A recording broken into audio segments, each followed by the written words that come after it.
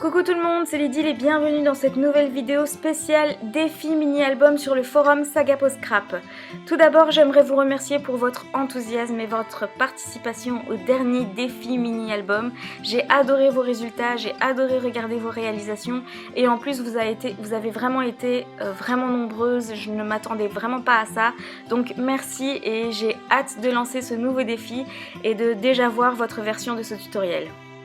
Alors pour commencer, dans du papier 30-30 à motif ou simple, vous pouvez vous couper votre feuille en deux histoire d'avoir un morceau de 15 sur 30 cm. Ensuite, au niveau de la largeur, vous pliez à 10 cm, à 3 cm, 10 cm, 3 cm et il vous reste un tout petit morceau. Coupez dans ce qu'il reste, donc dans ce morceau, un triangle en partant du centre, donc de 7,5 et coupez jusqu'au pli au-dessus. Une fois que c'est fait, vous pouvez le mettre de côté et couper 4 morceaux de papier dans du papier aquarelle ou à dessin. Il faut que ce soit assez épais pour supporter l'eau. Ces 4 morceaux mesurent 9 sur 14 cm. Vous pouvez couper aussi ces 4 mêmes morceaux de même mesure sur du papier calque. Donc vous l'aurez compris, j'adore le calque et j'en mets toujours partout, donc ce sera aussi comme ça pour vous. Dans les 4 morceaux de papier aquarelle, pliez une bordure de 1 cm de large.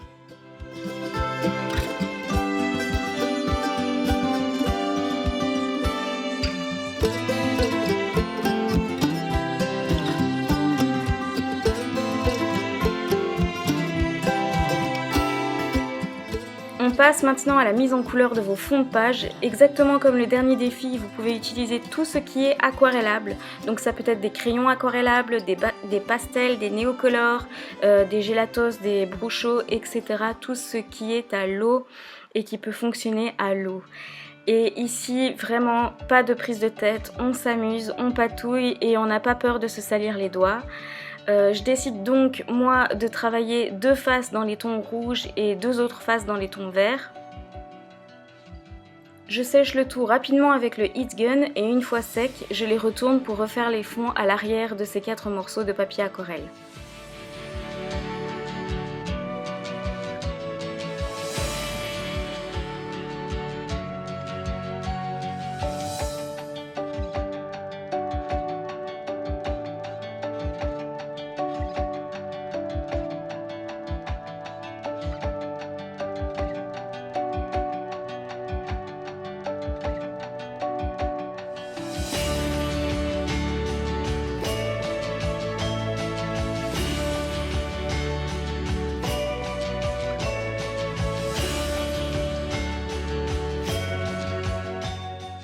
Quand tout est bien sec, sortez votre encre noire et tamponnez vos tampons préférés sur 2 faces avant sur les 4 et 2 faces arrière sur les 4 morceaux de papier.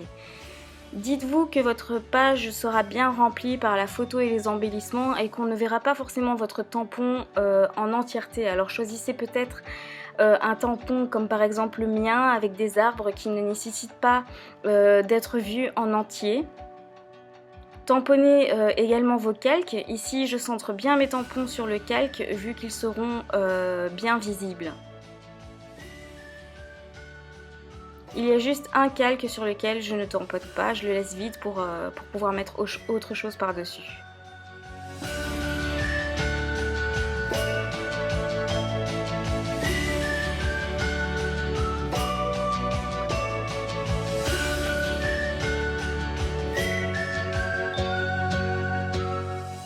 Prochaine étape, c'est préparer ces découpes de tampons. Donc sortez vos kits pour embosser votre poudre noire ou alors comme moi vous pouvez embosser directement en transparent sur la Versafine noire.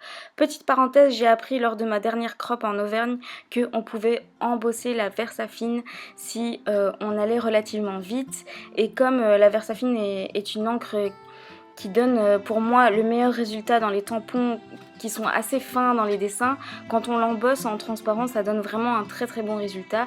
Donc merci aux filles pour l'astuce, je m'en sers beaucoup maintenant. Donc pour revenir ici, j'embosse en noir plusieurs tampons que j'ai choisis et je les découpe tous. Ensuite je passe à l'aquarelle dessus pour les coloriser. De nouveau ici, amusez-vous, essayez de varier les couleurs sur une même découpe.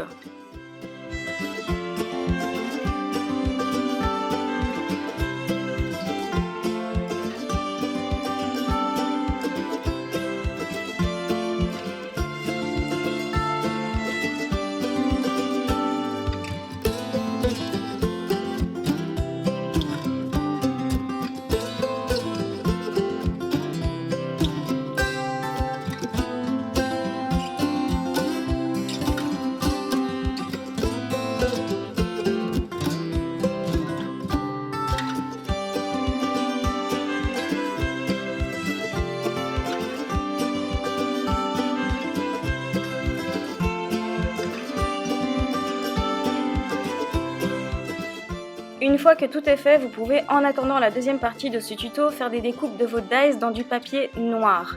On arrive donc à la fin de cette première étape de ce défi mini-album. Les consignes pour réaliser cet album sont de garder la même structure que cet album-là, mais vous pouvez varier les mesures. Utiliser 4 morceaux de papier ainsi que 4 morceaux de calque, faire des fonds de pages aquarellés. Donc ça c'est vraiment en fonction de votre matériel, surtout n'achetez rien, prenez vraiment ce que vous avez chez vous. Faire les tamponnages, l'embossage en noir et découper les dies dans du papier noir. Donc approximativement faire un petit peu comme ce que je vous ai montré dans la vidéo. Essayez un maximum d'utiliser les produits de la marque Sagapo Scrap, même si les membres de la DT, on sait très bien que vous n'avez pas tout le matériel adéquat, mais essayez d'en utiliser quand même quelques-uns, un minimum. Donc voilà, on arrive à la fin de cette vidéo. On se retrouvera donc pour la deuxième partie prochainement. Si jamais vous n'avez pas vu cette vidéo aussi, vous pouvez cliquer dessus pour la voir. Vous pouvez me suivre sur les différents réseaux sociaux et à très bientôt pour la prochaine vidéo.